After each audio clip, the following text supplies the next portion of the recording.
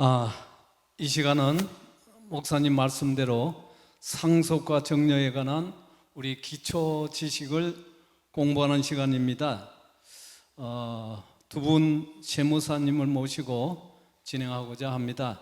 우선 시간 조절을 위해서 상속에 관하여는 옆에 계신 강행원 장로님께서 맡아주시고, 정려에 관하여는 우리 김한섭 안수 집사님께서 맡아주시겠습니다. 두 분에게 주어진 발표 시간은 각각 20분입니다. 그리고 제가 10분 정도 만들어 온 질문 또는 부연 설명을 하고, 성도님으로부터는 남은 시간을 파악하면서 설치된 좌우에 설치된 마이크나 또 아니면 미리 성함을 쓰시고 질문 내용을 쪽지로 저에게 전달해 주시면은 우리 팀장들을 부탁해서 저에게 제출해 주시면 더욱 좋겠습니다. 그러면 지금부터 약 1시간 이내로 진행하도록 하겠습니다. 먼저 강행원 장로님께 크게 4가지 질문 사항을 제가 준비해 왔습니다. 첫째로 상속세와 정려세는 어떻게 다른지, 그리고 상속세와 정려세 외에 양도소득세 이들의 개념을 먼저 좀 정리해 주시고, 상속세 공제제도, 세율 등 상속세액을 결정하는 기본적인 흐름을 요약해서 설명해 주시면 고맙겠습니다. 둘째로 누가 상속인이 되고 상속재산에는 어떤 것이 있는지 또 말씀해 주시고, 셋째로 유언으로 상속재산을 이분이 한 20억을 우리 시니어 스쿨에다가 기증을 해버렸다면 나머지 상속인은 한 푼도 받지 못할 것이냐, 이런 문제에 대해서도 한번 대답해 주시면 좋겠고, 그 다음에 끝으로 이렇게 질문한 것 외에 우리 장로님께서 준비해 오신 사례 문제라든지 이런 것을 20분 내로 요약해 주시면 고맙겠습니다. 설명이 다 끝난 다음에 또 그 다음에 김한섭 집사님께서 질문을 하고 대답하는 형식으로 진행하겠습니다. 그럼 부탁드리겠습니다.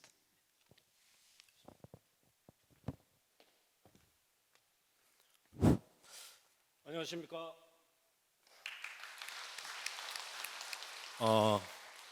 유난히도 더운 여름이었습니다.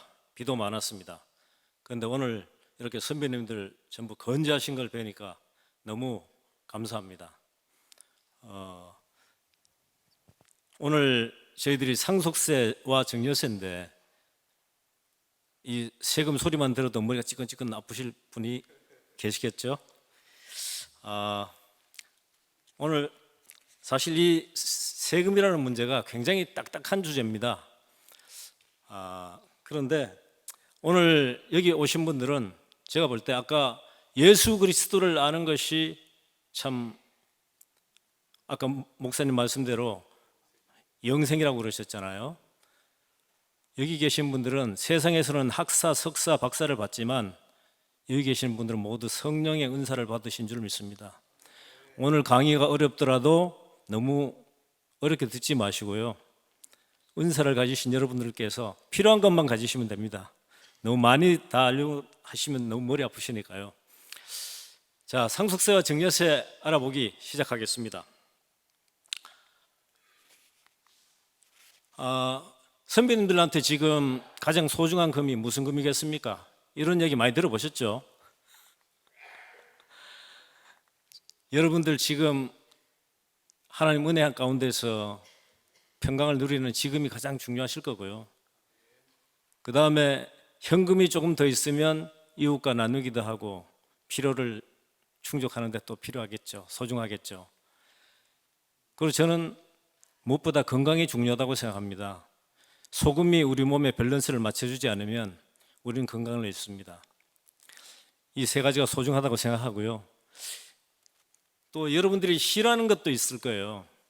싫어하는 것 중에 금을 싫어할 사람은 없지만 싫어하는 금이 있습니다. 바로 세금이죠.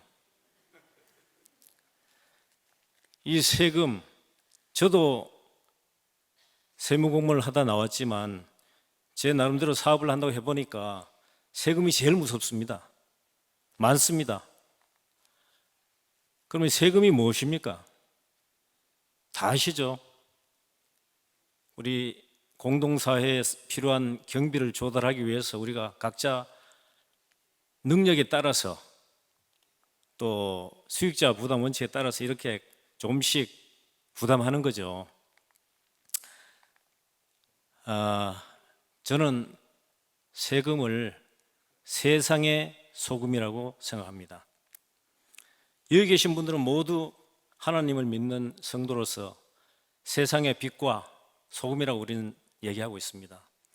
한번 왼쪽에 계신 분한테 물어보세요. 우리가 누구라고요? 그러시면 왼쪽에 계신 분은 세상의 소금이랍니다. 한번 해보실래요? 시작.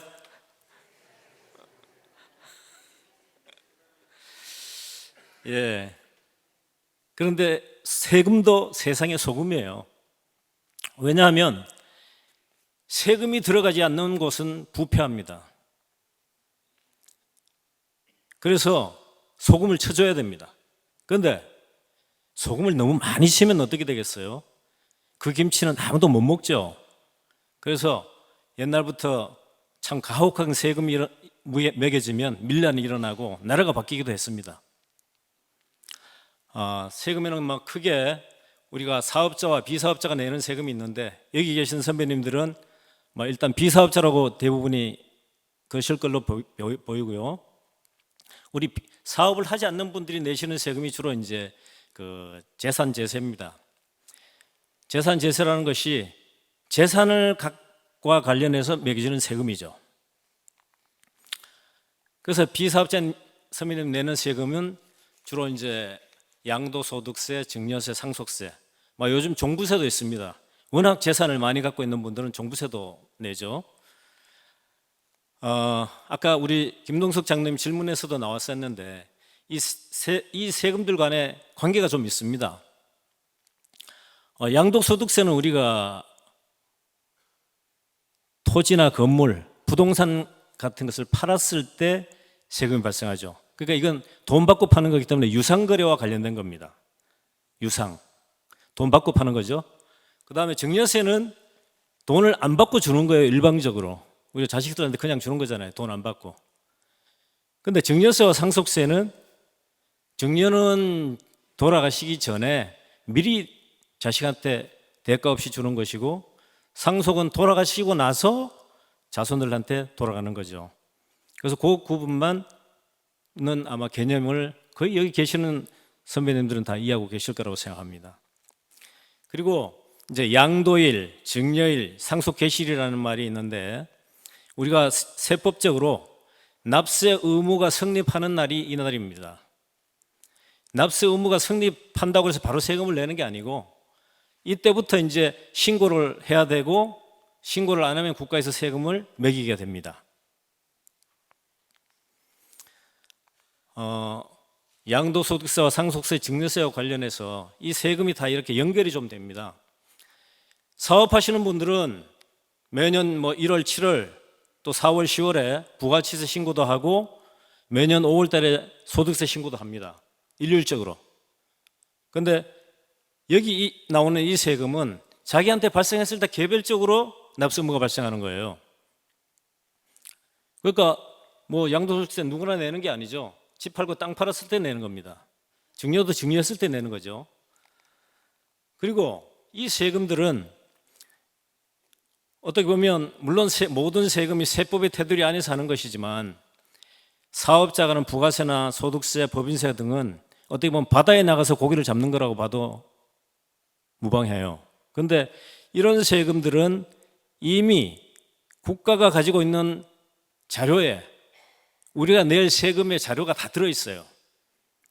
등기부등본에 소유자, 이 아파트가 몇 평이고 언제 샀고 얼마에 샀고 다 나오거든요. 그 다음에 토지대장, 건축물대장의 면적이나 가액이 다 나옵니다. 그래서 어떻게 보면 가두리 양식장에서 고기를 잡는다고 보면 비유가 될 것 같아요.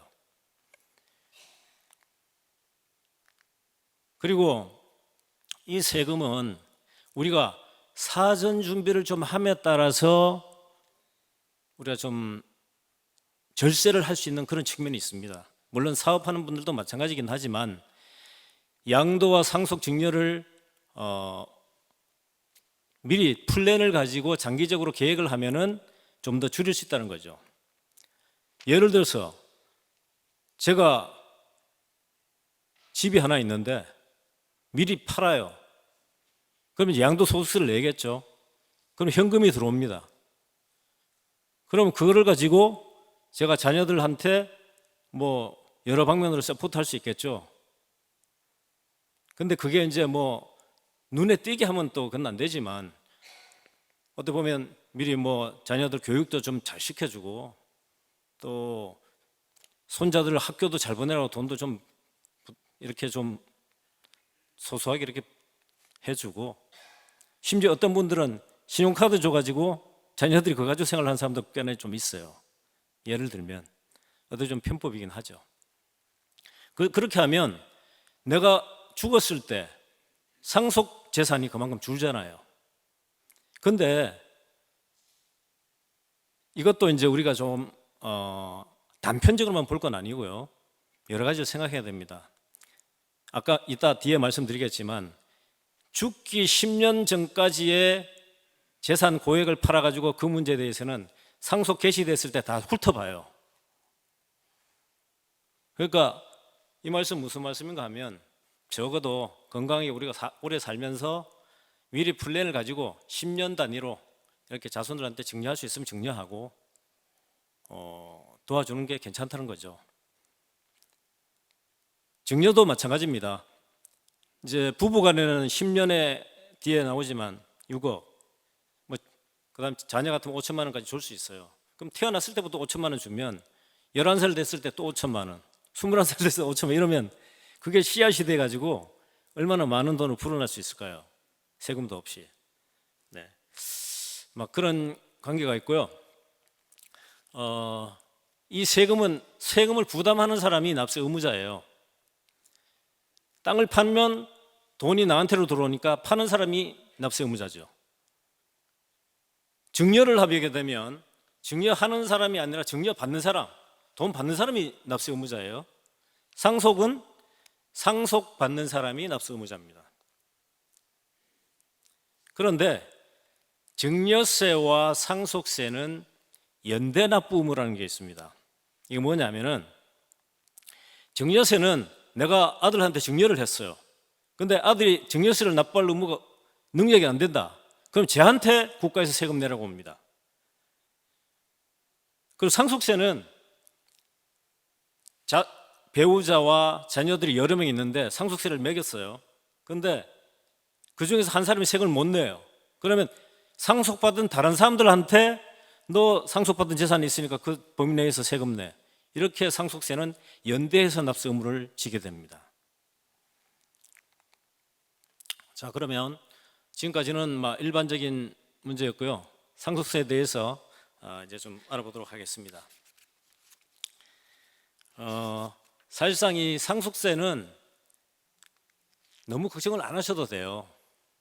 왜냐하면 배우자가 있는 경우에는 10억, 배우자가 없는 경우에는 5억까지는 걱정을 안 하셔도 됩니다. 자, 그럼 5억, 10억이 그럼 뭐 어떻게 해서 5억, 10억이냐? 죄송합니다. 이 상속 재산은 그럼 10억이라는 게 어떻게 해서 나온 금액일까? 상속 재산의 평가 방법이 있어요, 세법에는. 근데 이게 너무 여러 가지 많아서 복잡하지만 시가로 평가하게 되어 있습니다. 시가. 현재 시가가 얼마냐? 그 은행에 예금 들어 있는 건 시가가 얼마겠어요? 1억 들어 있으면 그 1억이죠. 근데 아파트는 예를 들어서 평촌에 33평 아파트가 있어요. 그럼 시가가 얼마일까요? 그건 여러 가지 사례에 따라서 좀 틀릴 수가 있습니다. 그런데 아파트 같은 경우에는 주로 평가되는 게 매매 사례 가액이라고 그래서 내가 뭐 33평 101동에 10층에 산다. 그러면 그거 비슷한 아파트가 얼마에 거래됐나 이런 걸 봐서 시가가 결정되는 경우가 많아요. 단독주택의 경우에는 이거 비슷한 단독주택 찾기 참 어렵죠. 그런 경우에는 개별주택 공시가격이라는 게 있습니다. 뭐 그걸로 하든지 또 어떤 때는 감정을 해서 할 수도 있어요. 그래서 상속자는 10억, 5억까지는 배우자가 있을 경우에는 10억, 없을 때는 5억까지는 걱정 안 하셔도 됩니다. 단지 여기서 우리가 생각할 것은 그러니까 돌아가셨을 때 남은 재산뿐만 아니라 아까 제가 말씀드렸죠. 밑에 새파란 글씨로 나와 있습니다만은 사전 증여재산이 있을 경우에는 10년 전 것까지 합산해서 과세가 됩니다. 대신에 10년 전에 증여하면서 증여세를 낸 게 있으면 그 증여세를 빼줘요. 그게 합리적이죠. 그리고 이제 이 상속세는 상속인이 누구냐 이거에 따라서 상속세 부담이 굉장히 차이가 납니다. 앞에서 10억, 5억 그랬지만 배우자가 있고 없고에 따라서 상당한 차이가 있고요. 그래서 배우자가 있을 때와 또 자녀 1명, 2명 이렇게 있을 때 차이가 납니다. 그리고 이 재산 분할을 어떻게 하느냐에 따라서 또 차이가 나요. 크게 나요. 재산 분할을 하는 방법은 크게 두 가지가 있습니다. 법정 지분이라는 게 있어요. 법에서 상속인이 어떻게 됐을 때는 몇 대 몇 대 몇으로 줘라 이렇게 정해져 있어요. 쉽게 얘기하면 배우자와 자녀가 있다. 아들 둘이 있다 그러면 배우자가 1.5, 아들 둘이 1 해서 7분의 3, 7분의 2, 7분의 2 이렇게 가거든요. 법정 상속이. 그런데 다른 방법은 뭐가 있냐면 상속인들 간에 협의 분할을 하는 거예요. 아버지 돌아가셨는데 그냥 이거 재산 엄마는 그냥 집 사는 거 그냥 이것만 내 그냥 할 테니까 나머지는 어디 다 가져. 이렇게 할 수도 있고, 어머니 지금 앞으로 저 병원도 다니셔야 되고 뭐 하니까 현금은 어머니 가지시고 집도 어머니 가지시고 우리가 벌어서 살게요. 이렇게 하는 케이스도 있어요. 그래서 상속 재산 분할을 어떻게 하느냐에 따라서 공제를 받을 수 있는 범위가 결정되는 거예요. 자, 이제 상속세가 어떻게 계산되는지 그 흐름에 대해서 제가 알아보겠습니다. 그런데 이 흐름들을 보시면 머리가 좀 아프실 거예요. 그런데 총 상속 재산이 얼마냐 하는 게 중요하겠죠. 우선 큰 덩어리가. 그럼 본래 상속 재산이라고 있습니다. 그러니까 사망했을 당시에 토지, 주택, 또 뭐 주식, 예금 뭐 이런 것들이죠. 그리고 간주 상속 재산이라고 있어요. 이건 뭐냐면 보험금이 뭐 사망보험금 들었다든지 상해보험금 들어가지고 또 보험금이 나올 수도 있잖아요. 그런 것들. 그 다음에 추정 상속 재산이라고 그래서 이게 뭐냐면은 상속이 이루어지기 전에 땅을 예를 들어서 뭐 한 20억짜리를 수용을 당해가지고 20억 보상금이 나왔어요. 그러면은 국세청에서 고액 재산 변동이 있었네. 돈이 20억이면 적은 돈이 아닌데 어디로 갔을까? 이 추적을 합니다. 그래서 뭐 이게 적어도 한 10년 정도 지나버리면 괜찮은데 뭐 돌아시 얼마 전에 발생했다 그러면 이 돈은 현금으로 있겠다 이렇게 추정하는 거예요. 국가에서. 이제 그렇게 해서 그중에 뭐 예를 들어서 아들한테 2억 주고 5억 주고 딸 3억 주고 뭐 이렇게 했다. 그러면 이제 그게 사전 증여가 돼가지고 상속재산에 합산이 되는 겁니다. 그리고 이제 보면은 밑에 상속 공과금이라고 있죠. 빼주는 게 있어요. 그러니까 공과금, 장례비용, 채무인데 공과금 그러면 돌아가신 분이 세금 낼 거 안 낸 게 있으면 빼줘야죠. 그리고 은행 부채가 아파트 담보가 있어요. 그럼 그거 빼줘야 되고 뭐 이런 얘기입니다. 그리고 장례비용 그것도 빼줍니다. 왜? 국가에 세금도 많이 내는데 가시는 장례비용은 우리가 빼드려야죠. 그리고 이제 더하기 그다음 증여재산이라는 게 있어요. 상속 개전 10년 이내 증여재산. 이게 상속인한테는 10년까지 소급을 합니다. 예를 들어서 배우자와 자녀에 대해서는. 그런데 상속인에 포함 안 되는 사람들이 있죠. 사위, 며느리, 손자. 이런 사람들은 5년 전까지만 훑어봐요. 그래서 증여를 할 때도 내가 지금 건강 상태가 정확히 판단해 보니까 한 7년밖에 안 되겠다. 이러신 분은 어떻게 보면 만약에 사전 증여를 하더라도 저 며느리나 사위, 손자한테 하는 게 유리합니다. 일단은. 예? 왜냐하면 그분들은 상속 개시돼서 5년까지만 보니까. 예. 5년까지 무사하게 지나갔을 때 얘기예요. 그 전에 들키면 세금 내야 됩니다. 우리는 뭐 선의로 줬다고 하지만 국가에서는 선의를 다 봐주진 않으니까요. 그리고 이제 상속 공제가 이제 여러 가지가 있어요. 거기 보면 상속 공제 중에서 제일 중요한 게 배우자 상속 공제입니다. 뒤에서 나중에 얘기할 거고요. 그 밖에 이제 금융재산 상속 공제가 있는데 은행에 현찰 들어 있는 건 국가에서 세금 매기도 얼마나 좋아요. 현찰 그대로 있으니까요. 그래서 고맙다고 국가에서 공제를 좀 해줍니다. 이거는 2억 원까지. 그리고 동거주택 상속 공제라고 있어요. 이런 거는 세법에서 효도 좀 하라고 넣어놓은 거라고 보면 됩니다. 그러니까 자녀가 부모님을 모시고 한 집에서 10년 이상 계속해서 거주했을 때, 쉽게 얘기해서 뭐 다른 요건을 좀 더 따져야지만 1세대 1주택으로 같이 이렇게 10년 이상 살았을 때에는 6억 원까지 재산에서 빼줍니다. 그러니까 세법이 나쁘지만은 않죠. 효도하라고 유도하는 거예요. 네.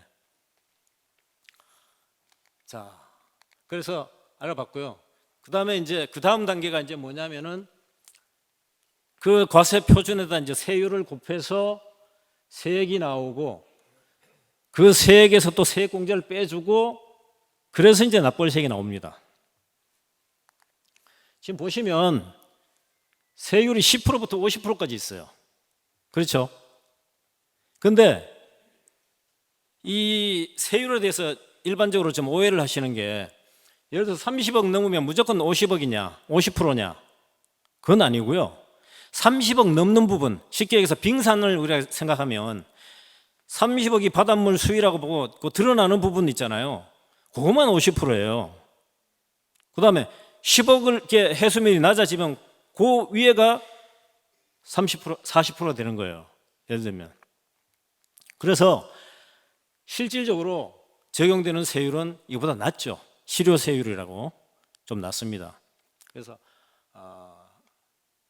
여러분들이 너무 50% 그러면 절반이 다 세금이구나. 그건 아니고 예를 들어서 20억이다 그러면 50% 하면 세액이 얼마예요? 20억이면 저기 40% 구간에 들어가잖아요. 그죠? 20억. 그럼 40%면 20억이면 2, 4, 8, 한 8억 됩니다. 그죠? 8억인데 실질적으로는 다 40%가 아니라 그 밑에는 10%, 20%, 30%이기 때문에 계산을 해보면 20억인 경우에 한 5억 6천 정도 돼요. 그래서 실효세율은 한 20억에 한 28% 정도 되는 거죠. 실효세율이. 네. 그래서 이런 복잡한 과정을 거치게 되는데 이거를 여러분들이 뭐 계산하기가 좀 어렵고요. 평가라든지 여러 가지 문제가 있기 때문에 뭐 구체적인 사례는 전문가한테 물어보시는 게 좋고요. 네, 이상 좀 흐름은 이렇게 넘어가겠습니다. 너무 복잡하기 때문에. 그 다음에 아까 그 빼주는 게 있다 그랬죠. 공과금, 그 다음에 장래 비용 채무 빼주고요. 그 다음 상속재산 공제에 대해서 간략하게 말씀드리면 상속재산이 있으면 무조건 2억은 무조건 빼줍니다. 그리고 이제 자녀가 있거나 할 때 자녀는 1인당 5천만 원. 그 다음에 연로자 65세 이상 연로자 있으면 또 5천만 원 빼주고요. 그다음 미성년자는 성년이 될 때까지 횟수 곱하기 1,000만 원에서 빼줍니다. 장애인은 한 75세 정도까지로 봐서 그 장애인에 대해서는 또 공제를 해줘요. 장애인이 있으면. 그 다음에 이 기초공제와 그 밖에 인적공제가 5억 원도 안 된다 그랬을 때 일괄공제 5억 원을 빼줍니다. 그러니까 지금 어떻게 돼요? 2억, 기초 2억 빼주죠? 일괄공제 5억 빼줍니다. 그럼 7억 빼주죠? 네. 그 다음에 가장 큰 것이 배우자 공제예요. 배우자 공제는 기본이 5억 빼줍니다. 아까 말씀드렸죠. 기본 5억 빼주고 배우자가 실제로 상속받은 금액이 있을 때는 법정 상속 지분 금액 한도 내로 해서 최대 30억까지 빼줘요. 어마어마하죠. 물론 이건 재산이 많은 분들이 해당되겠지만, 그리고 금융상 재산에 대해서는 2억 원 빼주고 동거주택에 대해서는 여기 5억 원 되는데 6억 원이 한도입니다. 이거 제가 좀 오타가 났는데요. 6억 원까지. 아까 모시고 살았을 경우에 이런 세액공제가 있습니다. 지금 어머니가 주택을 상속받아 계속 거주할 예정인데 상속세가 나오나요? 이 상속세 나올 수도 있고 안 나올 수도 있습니다. 쉽게 얘기해서 동거주택으로 공제를 아들이 모시고 있다가 받았다 그러면 6억 원까지는 동거주택 상속 공제가 되니까 뭐 아파트 공시지가 6억까지는 세금이 안 나와요. 그렇지만 이제 또 이거를 배우자 상속 공제가 있고 하기 때문에 배우자한테로 공제를 받아버리면 한도 없이 거의 뭐 기초공제 5억이다 배우자 5억까지 하면 10억 되잖아요. 그러면 적어도 뭐 아파트 10억까지는 세금 없는 거고요. 좀 예를 들어서 아파트가 10몇 억입니까? 15억 됐을 때 14억 됐을 때 14억 12억 됐다. 그러면 60%까지 공제가 되거든요. 왜냐하면 배우자 지분이 자녀가 하나 있을 때는 60%잖아요. 7분의 3하고 7분의 2 아들 하나일 경우에 요즘 애가 한둘이 많으니까 그래서 7분의 3이 7분의 2 하면은 어머니 지분이 60% 아니에요. 그럼 60% 하면은 7억 2천이니까 일괄공제 5억까지 12억 2억 2천까지는 공제가 되는 거죠. 그래서 주택이 하나 있다 그랬을 때 세금이 나오냐 안 나오냐는 어떻게 세금을 재산을 분할하느냐에 따라서 나올 수도 있고 안 나올 수도 있는 거예요. 그 다음에 어머니가 상속받은 집에 자녀만 살면 세금이 나오나요? 이거요. 부모의 집에 자녀가 살 경우에 증여세가 나오냐 하는 문제하고 비슷한 얘기예요. 이따 우리 김한섭 집사님이 증여세 말씀하실 건데 이게 사실상 증여세 대상이긴 한데 세법에서 좀 후하게 봐놨어요. 그래서 5년 동안 그게 1억이 넘지 않으면 그 임대료를 계산해 봤을 때 넘지 않으면 거기까지는 세금을 안 매겨요. 부모 자식 간에. 그래서 증여세 없이 살 수 있고요. 또 증여받은 사람이 또 그 아들이 들어가서 같이 모시고 살아도 증여세 없는 거고요. 그래서 이런 케이스는 뭐 세금 안 물고 살 수는 있다. 그 대신에 이제 주택이 고가 주택일 경우에는 세금이 많이 나옵니다.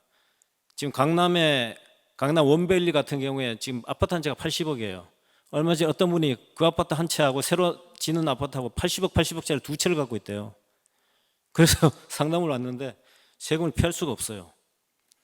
한 채를 증여를 하자니 80억 증여세 내야 되고 참 고가 주택인 분들 머리가 많이 아프죠. 그다음에 이게 이제 동거주택 상속 공제입니다. 아버지가 모시고 살았을 때. 그러니까 이게 요건이 이제 세법은 늘 뭔가 혜택을 주려고 그러면 요건이 있어요. 그래서 10년 이상 계속해서 모셔야 돼요.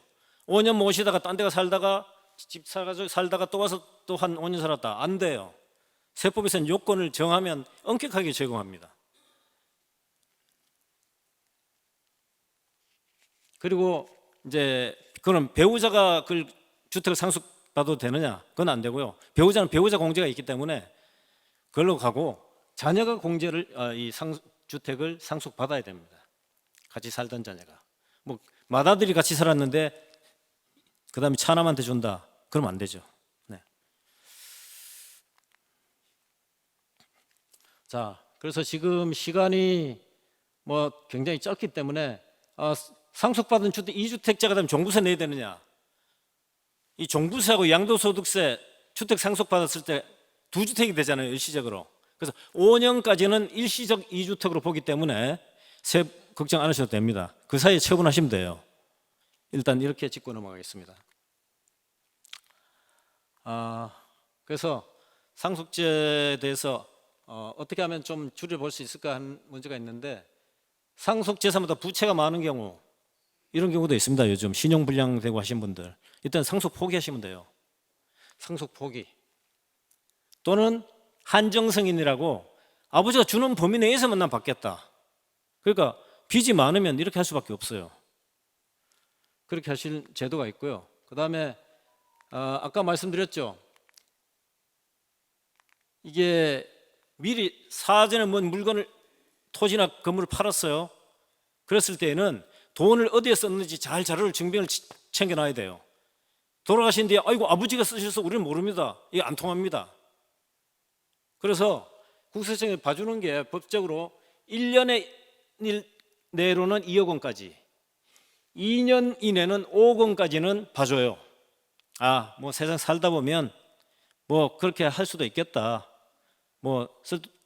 그래서 그런 부분까지는 소명할 수 있는 그 한도를 인정을 해줍니다. 그래서 그 이상이 됐을 때는 소명 못하면 상속세를 내야 됩니다. 자, 이 배우자 공제 아까 말씀드렸는데요. 증여를 하시되 10년 단위로 하셔야 돼요. 10년 단위로. 그래서 배우자는 6억, 자녀들은 5천만 원. 그래서 10년 단위로 사전 증여를 플랜을 가지고 하시는 게 필요하다. 그 다음에 배우자 상속 공제를 최대한 활용하자 그랬죠. 아까 30억까지 최대한 된다 그랬습니다.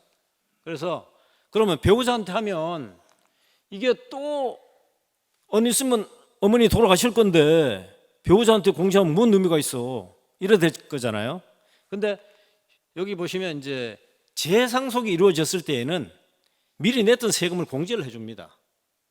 아버지가 돌아가셔서 어머니가 상속 받았잖아요. 어머니가 돌아가셔요. 그러면 돌아가신 기간이 짧을수록 공제 비율이 높죠. 1년 이내 돌아가시면 100% 다 인정해 줍니다. 어머니가 상속받은 것, 상속재산에 대한 세금을. 그래서 뭐 그런 걱정을 마시고 배우자 공제를 활용하시는 게 좋습니다.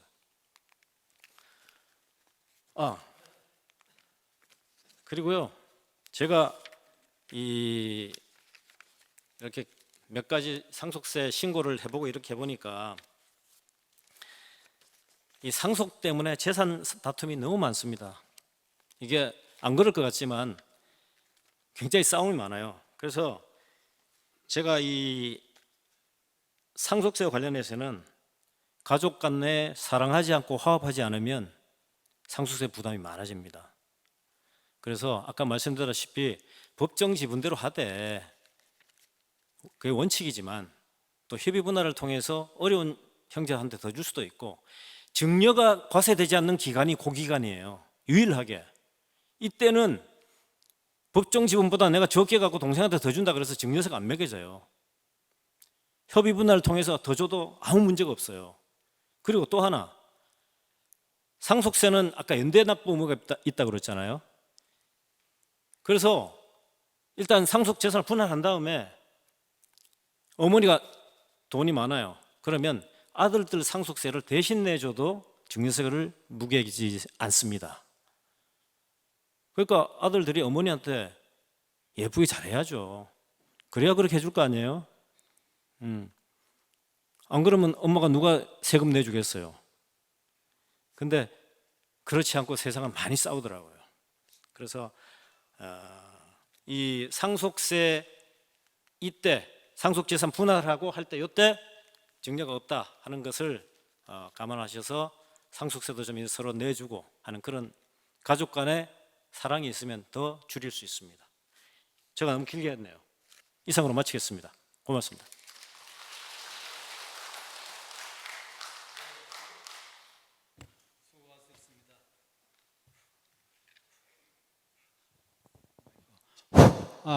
수고하셨습니다. 우리 강행훈 장로님은 국세청에서 28년간 근무하시고 마지막으로 대구 지방 국세청장을 지내신 분입니다. 그래서 여러분들에게 많이 좀 지식을 보급시켜 드리려고 설명을 하다 보니까 시간이 약속된 시간이 오버됐습니다. 여러분 사랑으로 이해해 주십시오. 그 다음 김한섭 안수 집사님은 역시 국세청에서 39년간 봉직하셨습니다. 그리고 나오실 때는 퇴직하실 때는 서기관으로 퇴직하셨습니다. 세무서장급이죠. 그래 하셨는데 김한섭 집사님에게는 아까 강혜은 장로님이 그 집안 다 말씀해 주셨으니까 그냥 사례 문제로 제가 다 생략하고 사례 문제로 몇 가지 질문 드리겠습니다. 아버지께 아들이 차용증을 써주고 1억 원을 빌렸습니다. 이때도 증여세를 부담해야 하는지, 또 둘째로 할아버지가 손자에게 생활비로 지급하는 경우에도 증여세를 부담하는지, 또 셋째로 결혼 축의금을 가지고 아파트를 샀는데 이것도 증여세로 따질 것이냐, 또 부모님이 자녀에게 혼수용품을 1억치 주셨는데 이것도 증여세냐, 끝으로 부모님이 재산이 많습니다. 한 5억 정도 아파트라면 걱정이 없을 텐데 많은데 이걸 살아생전에 절반 이상은 팔아버리고 현금으로 자녀들에게 나눠줘야 될 것이냐, 아니면은 정려로 미리미리 해줘야 현명한 거냐, 아니면은 내버려두고 돌아가신 후에 자녀들이 집 한 채 팔아가지고 상속세 물어서 다 처리해야 될 것이냐, 이런 문제로 일단 질문을 드리고, 강 장로님이 여러 가지 하실 말씀이 많으신데 저도 사실은 법학자로서 할 일이 질문이 많습니다만은 상속세도 아까 공동상속했는데 우리도 예수님과 같이 하나님의 공동상속입니다. 성령으로 양자된 입장에서 그 공동상속자는 상속재산을 분할 안 되면은 분할 심판 청구도 하게 되고, 아까 아버지가 재산을 전액을 기부하면은 나머지 자녀들은 억울하니까 우리가 감나무에 까치밥을 남겨두듯이 유류분을 남겨둡니다. 그러면 유류분 반환 청구 소송을 걸어요. 그 1년에 4만 건 이상이 변호사한테 물어보면은 그렇게 많이 들어온답니다. 그러니까 부모님이 돌아가시기 전에 유언으로 그렇게 유류분 있다는 걸 알고 차분차분히 골고루 배정해 주시는 것이 현명한 방법이다. 유언이 1차고 유언이 없을 때는 법적 상속분으로 이렇게 하게 된다. 이렇게도 보시고, 그 다음 밖에 장로님이 모두 한정성인 무슨 단순성인 뭐 이런 걸 말씀해 주시는데, 상속이 이렇게 아버지 재산이 많은지 빚이 많은지 돌아가시면 빚까지 다 안겨 안습니다. 이거는 성경에 나오는 우리가 영광만 바라볼 것이 아니라 그 의무도 이 책임도 져야 된다는 성경 말씀이 있습니다. 그러니까 상속받으면 아버지 빚도 다 짊어져야 됩니다. 그것이 싫으면은 나는 아버지 적극 재산 범위 내에서만 빚도 책임지겠습니다. 이걸 가정법원에 한정 신고를 석 달 내에, 아버지 돌아가신 후에 석 달 내에 그렇게 신고하시면 됩니다. 제가 시간을 또 빼앗았네요.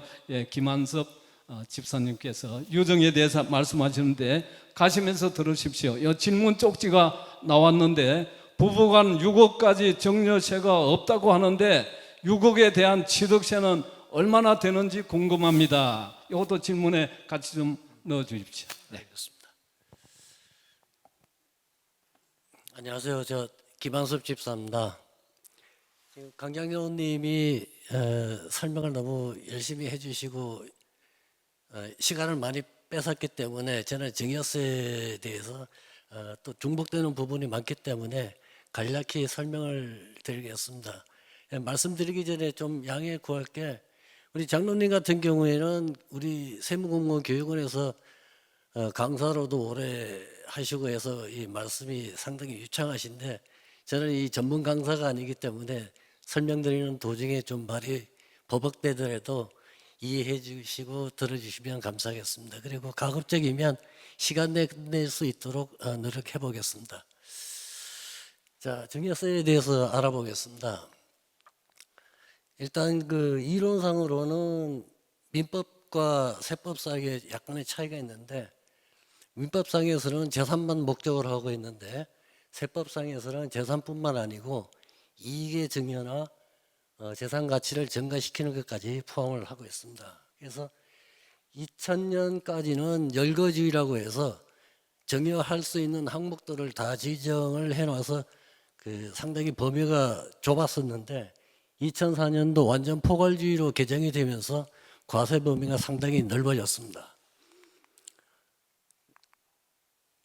다음, 증여세 납세를 세금을 내야 될 사람은 당연히 그 증여를 받는 사람이 되겠고, 증여를 받는 날이 속하는 날 말일부터 3개월이니까 예를 들어서 오늘 9월 5일이면 9월 5일이 속하는 말일 9월 30일부터 3개월이니까 12월 말까지 증여세 신고를 하시면 되겠습니다. 그리고 아까 강경루 님이 말씀하셨다시피 그 10년 내 10년 동안 이게 증여세는 합산과세하게 되고, 만약에 증여받은 사람이 세금을 내야 되는데 증여하는 사람이 다시 대신 세금을 내줄 경우에는 그 대신 내준 세금에 대해서도 다시 또 증여세가 부과가 되겠습니다. 다음에 증여 유형을 보면 신탁 이익의 증여, 보험금의 증여해서 총 17가지 종류가 있고요. 보면은 저희들이 뭐 전혀 이해 못하는 그런 항목들이 무진장 많습니다. 뿐만 아니고 2가지 그 증여 추정과 4가지 증여 의제 규정이 있습니다. 증여 추정이라 그러면 납세자의 반증이 없는 한 일단은 그 증여로 볼 수 있는 경우인데, 반대로 얘기하면 납세자가 이게 증여가 아니고 정상적인 거래라고 주장할 경우에는 또 증여로 안 볼 수도 있는 그런 케이스가 되겠고, 증여 의제는 납세자가 반증이 있든 없든 무조건 증여로 봐버리는 그런 케이스가 되겠습니다. 증여세 과세 계산 구조는 아래 표와 같은데, 제일 먼저 제일 중요한 게 증여세 가액부터 이제 시작해야 되는데, 아까 강경로 님이 시가 계산하는 그걸 말씀을 하셨기 때문에 생략하고, 그다음에 비과세 항목에 피부양자의 생활비, 교육비 등이 포함되어 있는 걸 기억해 주시고, 증여재산 공제가 증여자에 따라서 배우자는 6억 원, 직계 존비속은 5천만 원, 기타 친족은 1,000만 원까지 10년 동안 공제된다는 걸 기억해 주시면 고맙겠습니다. 그 다음에 증여세 과세 표준에 세율을 곱해서 산출세액을 구하게 되는데, 과세 표준에 따라서 10%부터 50%까지 5단계 누진 과세가 되겠습니다. 그래서 아까 그 세율은 저렇지만 실효세율은 아까 장로님이 말씀하셨기 때문에 그냥 넘어가겠습니다.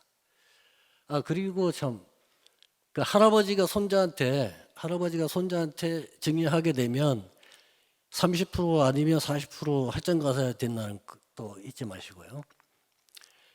그러면 실제 그 계산사를 한번 보겠습니다.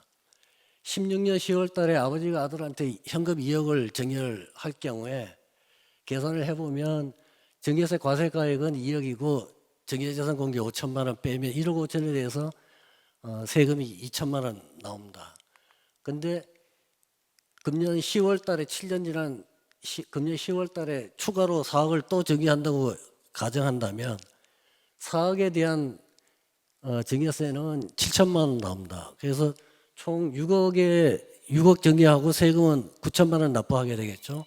근데 아까 설명드릴 때 증여세는 10년간 합산과세한다 그랬거든요. 그래서 합산과세하게 되면 증여가액은 6억이 되고 총 부담할세액은 1억 5백이 돼서 건별 계산할 때보다 1,500만 원 더 증가하게 됩니다. 요 두 개 합치면 그렇죠. 그리고 이제 그 납세자들이 국세청에 질의한 거나 아니면 미디어에 여러 가지 그 방송된 것들 중에 몇 가지를 제가 한번 추려봤습니다. 자녀에게 증여하고 차용증을 쓸 경우에는 증여세가 면제되느냐 이제 그 문제인데, 차용증을 썼다는 거는 내가 돈을 빌려왔다는 얘기거든요. 빌려온 돈에 대해서는 증여세가 없습니다. 그걸 이용하기 위해서 이 방법을 많이 썼는데 국세청은 그거 인정을 안 하죠. 그래서 일단은 국세청은 그 가족 간의 거래에 대해서는 증여로 추정을 하게 됩니다. 의심을 하게 돼요.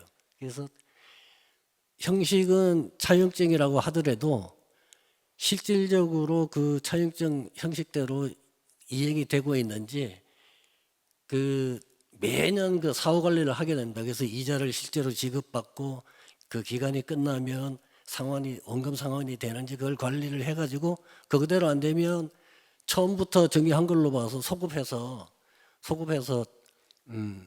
증여세를 과세하게 됩니다. 그래서 예를 들어서 내가 아빠한테 돈 1억을 빌리면서 내가 20년 후에 갚을게요. 그동안 이자 없이, 그런 차용증은 인정 안 됩니다. 통상적인 제3자하고 거래와의 그런 그 차용증이 인정이 되지, 그런 그 말도 안 되는 그런 차용증은 국세청에서도 인정을 안 해주죠. 그 다음에 자녀가 부모 재산을 담보로 대출을 받고 또 부모님이 그 대출금을 상환해 줬을 경우의 문제입니다.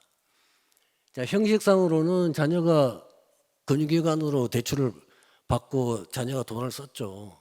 근데 과세관청에서는 자녀가 대출받은 게 아니고 부모가 대출받아가지고 그 대출받은 금액을, 현금을 자녀한테 바로 증여한 걸로 봐버리고 증여세를 과세하게 되겠습니다. 이거는 그 형식에 상관없이 실질적으로 그렇게 판단을 해서 이건 빼도 박도 못하게 증여세가 과세될 수 있는 그런 케이스입니다. 그 다음에 세 번째, 신혼부부가 축의금으로 주택을 구입하는 경우입니다. 결혼할 때 혼주가 당사자 신랑 신부한테 구입해주는 일상적인 혼수용품에 대해서는 증여세가 과세되지 않습니다. 근데 일상적인 혼수용품이라고 이게 사실은 문제가 될 수 있는데, 일상적인 혼수용품이 얼마까지냐, 그건 저도 모르겠습니다. 그 다음에 혼주에게 귀속된 축의금으로 자산을 구입하는 경우에는 증여세가 부과될 수 있는데, 이게 무슨 얘기인가 하면, 자, 대부분 그 결혼 축의금이 엄마 아빠한테 축의금이 들어오지 신랑 신부한테 들어온 경우는 사실 별로 없거든요, 금액이. 근데 엄마 아빠한테 돈 가지고 자녀한테 주택을 사준다, 뭐 고급 외제차를 사준다, 그랬을 경우에는 문제가 될 수 있기 때문에 제가 드리는 얘기는, 그 방명록을 작성할 때 방명록을 홍길동을 누가 다녀왔다, 그 다음에 누가 얼마 부주를 했다, 밑에 보통 적거든요. 그 결산을 하기 위해서. 그 방명록을 작성할 때 엄마 아빠 그 방명록 따로, 신랑 신부 거 따로 이렇게 작성을 해 놓으시면 나중에 세무서에서 증여세 과세하려고 자금 출처를 소명을 하라고 요구할 때 그걸 들고 가서 나한테, 예를 들어서 신랑한테 1억이 내가 축의금이 들어와서 이거 가지고 집 샀는데 보탰다, 이런 일부의 그 핑계거리가 될 수 있으니까 그걸 구분해서 작성해 놓으시는 게 좋겠다, 그 말씀 드리고요. 그리고 뭐 잘 아시다시피 결혼 전후 2년 총 4년간에 걸쳐서 신랑 신부 각 1억 5천만 원씩 합계 3억 원 공제해 주겠다는 그 세법 개정안이 지금 국회에 상정되어 있는데, 요거는 금년 말에 통과되면 바로 내년부터 시행될 것 같으니까요. 참고만 해주시고, 그다음 네 번째 아까 장로님이 질문해 주신 그 생활비 명목으로 할아버지가 손자한테 그 지급할 경우에는 어떤 문제가 있을 수 있느냐, 그 문제인데, 아버지뿐만 아니고 할아버지도 부양 의무가 있습니다. 근데 할아버지가 손자한테 그 생활비를 지급할 때 조건이, 과세되는 조건은 아버지가 부양 능력이 있는데 할아버지가 줄 경우에는 과세가 돼요. 근데 아버지가 부양 능력이 없어서, 그러니까 벌이가 없는 경우에 할아버지가 주는 경우에는 또 과세 제외가 됩니다. 왜 그런가 하면 할아버지도 손자에 대한 부양 능력이 있기 때문에요. 그 다음에 두 번째, 생활비 명목으로 일시에 큰 금액을 줄 경우입니다. 예를 들어서 내가 한 달에 200만 원 그 생활비를 주고 있었는데 매달 주는 게 이제 귀찮으니까 1년째 한꺼번에 2,400만 원 그냥 주고 이거 가지고 너 1년 동안 써라, 이렇게 했을 때 세무서에서 이제 통장을 보면 2,400만 원 목돈 들어왔으니까 이게 뭐냐 이제 따져 물을 거거든요. 그랬을 경우에는 일단 의심은 하게 되지만 이게 실질적으로 생활비로 썼다고 판단되는지 안 되는지는 사실 여부를 확인해서 그때 가서 과세가 될지 안 될지를 판단하게 되겠습니다. 그 다음에 이제 그 아까 말씀드린 대로 뭐 생활비를 받아가지고 이걸 알뜰하게 해서 내가 저축을 하려고 은행에 예금을 했는데 이게 목돈이 돼요. 목돈이 됐을 때 이게 정예로 볼 수 있느냐? 일단은 세무관서에서는 정예로 봅니다. 처음부터 정예할 의사가 이시, 명목은 생활비라고 줬지만 정예할 목적으로 줬다고 해서 정예 추정을 하게 됩니다. 그 다음에 다섯 번째는 아버지가 아들한테 20억짜리 아파트를 15억에 넘겼을 때 정예세가 어떻게 되느냐. 이제 말씀드렸다시피 특수관계자 부자지간에 아니면 그 부부간에 이런 특수관계자 거래는 세무서에서는 무조건 정예 추정을 하게 됩니다. 정예했을 걸로. 그래서 그 한도액을 정해놨는데 시가의 30% 하고 3억 원 중에 적은 금액을 공제를 해서 그 범위 안에 들면 정예가 아니고 그 범위를 넘어가게 되면 정예로 추정해 버립니다. 그래서 이 건 같은 경우에 20억 아파트를 15억에 팔았을 때 차익이 5억 나죠. 5억에서 20억에 30% 6억하고 3억하고 적은 금액 3억을 빼면 2억이 차이가 나니까 2억을 아들한테 정예했다고 보고 정예세 과세가 되겠습니다. 그리고 또한 아버지는 나는 15억에 팔았다고 신고했는데 아들한테 15억에 판 게 아니고 20억에 팔은 거니까 양도소득세 추가로 더 내라고 하면 거기서 나올 거예요. 그 다음에 이제 부동산을 매도하려고 하는데 작년이나 재작년 같이 부동산 경기가 안 좋아가지고 사는 사람이 없을 경우에 할 수 없이 아들한테 이제 아들하고 매매했을 경우에도 누차 말씀드리지만 일단 정예로 추정하지만 정상적인 거래였을 경우에는 아들이 그 아파트를 사기 위해서 자금 출처가 어딘지 내 근로소득이 얼마고 이런 것들을 다 모아놓고 그 다음에 대금도 현금으로 줄 게 아니고 현금도 요즘은 수표를 잘 안 쓰시겠지만 수표를 주면서도 뒤에 그걸 복사를 해놓든지 아니면 통장으로 계좌 이체를 해서 증거를 반드시 남겨놓기 바랍니다. 세무서에서는 일단 특수관계인 간의 거래는 정예 추정하기 때문에 나중에 분명히 이거 어떻게 사고 팔았는지 소명 요구를 몇 년 후에 할 겁니다.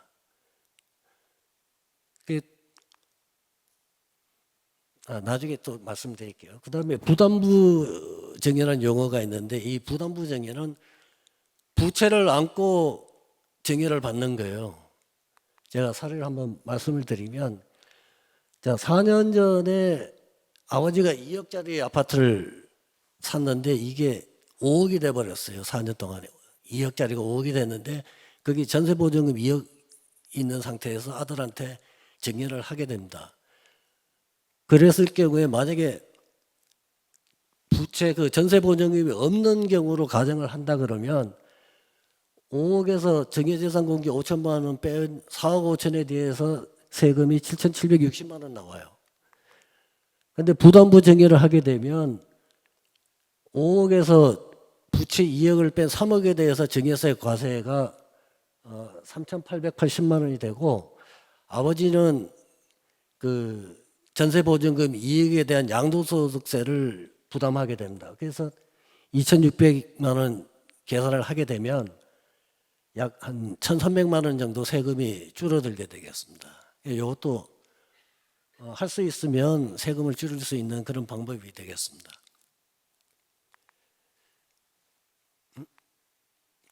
그래서 몇 가지 증여세를 줄일 수 있는 방법을 한번 강구를 해보면 계속 설명드렸다시피 이제 그 증거를 남겨놔야지 나중에 그 증빙을 못 찾아가지고 억울하게 과세당하는 그런 케이스가 없을 수 있을 것 같습니다. 요거는 한번 15년 전에 아빠가 아들한테 나중에 쓰라고 이전 100만 원 그 예금을 해놨는데 그게 15년 동안에 이자가 불어서 7천만 원이 됐을 때 만약에 그때 신고를 했으면 내가 신고서나 우리 그 국세청 전산 자료에 남아 있으니까 이게 증빙이 될 수 있는데 신고를 안 해버리면 국세청에는 지금 7천만 원 증여한 걸로 그렇게 보고 증여세를 왕창 부과할 수 있는 그런 케이스가 되겠습니다. 그래서 혹시 과세 미달 5천만 원 미만으로 증여를 하게 되더라도 증여세 신고하시는 게 좋을 것 같습니다. 그다음에 두 번째, 혹시 증여를 했는데 세금이 많이 나온다든지 여러 가지 또 하고 나니까 마음이 변해서 반환받는 그런 경우가 있을 수 있습니다. 그럴 경우에는 3개월 이내에 돌려받으면 처음에 증여할 때도 과세 제외, 반환받을 때도 과세 제외 되겠지만 3개월에서 6개월 이내에 반환받게 되면 처음에 증여한 거는 과세, 반환받는 것에 대해서는 과세 제외. 그다음에 6개월 지나고 난 다음에 이쪽 저쪽 다 과세가 되고요. 근데 이거는 일반 그 부동산이나 다른 일반 그 재산이 되고 현금은 기간하고 상관없이 줄 때도 과세, 받을 때도 과세입니다. 그러니까 오늘 증여를 하고 내일 돌려받을 때도 이쪽 저쪽 다 증여세 과세가 되겠습니다. 그 다음에 여러 사람한테 나누어서 증여하자입니다. 같은 그 증여 금액이라도 한 사람한테 몰아줄 때 하고 여러 사람한테 나눠줬을 때 증여세 차이가 상당히 많습니다. 그래서 예를 들어서 한 사람한테 줄 때는 이게 얼마야? 안 보인다. 2억 2,500만 원인데 아들 3명하고 며느리는 직계 비속일까요? 아닐까요? 며느리는 나하고 피가 안 섞였기 때문에 기타 친족입니다. 기타 친족이라서 1,000만 원밖에 공제가 안 돼요. 그래서 총 4명이 1억 6천만 원 공제를 받게 되면 8억 4천만 원에 대한 세금 1억 9,200만 원. 그래서 한 사람한테 줄 때 하고 약 한 3,300만 원 차이가 나겠습니다. 그리고 가치가 오를 걸로 예상되는 자산을 먼저 미리 정리하는 게 괜히 증여세를 줄일 수 있는 그런 방법이 되겠습니다. 그 다음에 공시지가나 공시가격이 나오기 전에 증여하는 것도 한 가지 방법이 되겠습니다. 예를 들어서 아파트 같은 경우에는 장로님 말씀하셨다시피 그 시가평가할 때 매매 사례가액 옆집에 얼마에 팔렸는지 이걸 가지고 평가하기 때문에 별 의미는 없겠지만 단독주택 같은 경우에는 이 공시가격 가지고 평가를 하기 때문에 이 금년도 공시가격이 발표되기 전에 미리 정해를 해버리면 전년도 그 공시가격을 적용받기 때문에 조금이나마 그 정해서를 줄일 수 있는 그런 방법이 되겠습니다.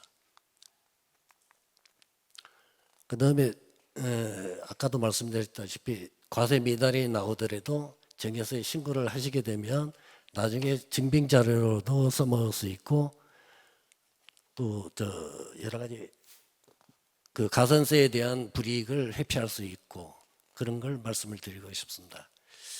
근데 사실 그런 말이 있습니다.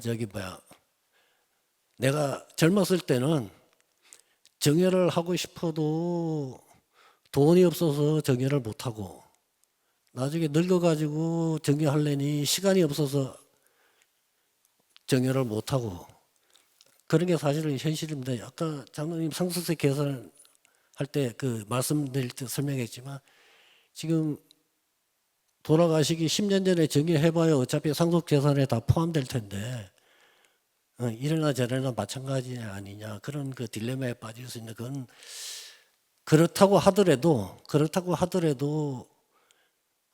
미리 좀 상담을 하시고 왜 그런가 하면 지금 어차피 지금 경제가 자꾸 경제 규모가 커지면서 인플레이션이 되니까 현금 가치는 떨어지고 자산 가치는 올라가게 되겠습니다. 그래서 조금 세금 부담이 되더라도 미리 정리를 해버리면 정해서는 일부 내더라도 나중에 이제 그 자산 가치가 올라가서 양도 차익을 많이 얻을 수 있지 않겠나 그런 생각이 듭니다. 그래서 요거는 케이스 바이 케이스로 이제 각자 이제 계산을 해보셔야 될 것 같고 그리고 이제 별책 부록으로 제가 실무를 하면서 좀 상담을 할 때 이런 거를 좀 준비를 해서 오시면 좋겠다 그 말씀을 세 가지를 한번 요약을 해봤습니다.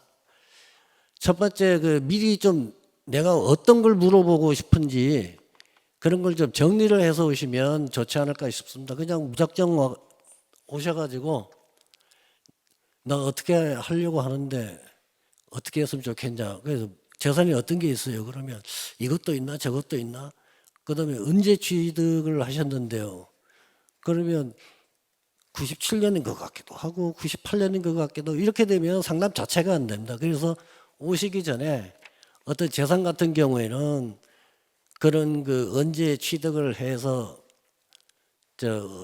그동안의 히스토리를 쭉 이렇게 건별로 적어 오시면 상담하는 데 좀 도움이 될 것 같고 또 매매 계약서라든지 부동산 등기부 등본이라든지 이런 것들 하다못해 내 주민등록에 가족이 몇 명이 등록이 돼 있는지도 모르는 분들이 가끔 계시더라고요. 그래서 나중에 1세대 1주택 계산할 때 나중에 상담해준 세무사가 혼난 그런 경우도 있거든요. 그 다음에 마지막으로 이제 발품을 많이 파셔야 되겠습니다. 아실라나 모르겠는데 몇 년 전에 세법이 하도 많이 바뀌어가지고 양포 세무사라고 그런 우스갯소리도 있었는데 양도소득세 포기하는 세무사. 그러니까 이 세법이 1년에 뭐 수십 번씩 기본 1년에 한 번, 많으면 두세 번씩 바뀌어버리니까 세무사들도 세법이 어떻게 되는지 정리가 안 돼요. 근데 성경 말씀은 뭐 몇천 년 동안 진리의 말씀이니까 이런 일에 바뀌는 법이 없는데 세법은 어제 다르고 오늘 다릅니다. 그래서 세무사들도 참 피곤한데 그러다 보니까 세무사들한테 상담할 때마다 내용이 결과가 다 틀려져요. 그래서 한 사람한테만 물어보지 마시고 발품을 팔아서 여러 사람한테 적어도 두세 사람한테 물어보고 그리고 답이 비슷하면 그에 따라서 의사결정을 해 주시는 게 좋을 것 같습니다. 그래서 뭐 짧은 시간이 없어가지고 대충 말씀을 드렸는데 하여튼 잘 들어주셔서 감사하고요. 그리고 아까 질문하신 거 부부간 6억까지 증여세가 없다고 했는데 그건 맞는 말씀이고 그러면 6억에 대한 취득세는 얼마이냐 물어보셨는데요. 일반 그 매매에 의한 취득세는 1%에서 3%입니다. 1% 시가의 1%에서 3%요. 근데 증여는 교육세나 다른 그 부과되는 그 다른 지방세가 있거든요. 그것까지 포함하면 4%가 되겠습니다. 그러니까 한 3배 일반 1세대 1주택 6억 이하는 1%거든요. 시가 6억 이하는 1%인데 6억 이하 주택에 비하면 세율이 한 3배 이상 높은 걸로 그렇게 감안을 하시고, 그나마 4%는 굉장히 많이 낮아진 겁니다. 몇 년 전에 그 부동산 광풍이 할 때 증여하게 되면 증여세가 12%까지 올라간 적이 있습니다. 그래서 그 증여세만 상담해 줬다가 나중에 이제 뒤통수 맞은 게 왜 12% 취득세는 얘기를 안 해줘가지고 몇 천만 원 또 취득세 또 추가로 물게 했는지 욕먹은 경우가 가끔 있었는데요. 하여튼 이 지금은 그나마 좀 낮아져서 지금 원래는 3.5%인데 취득세 자체만, 근데 부가적으로 붙는 세금까지 해서 4%로 보시면 되겠습니다. 예, 이상입니다.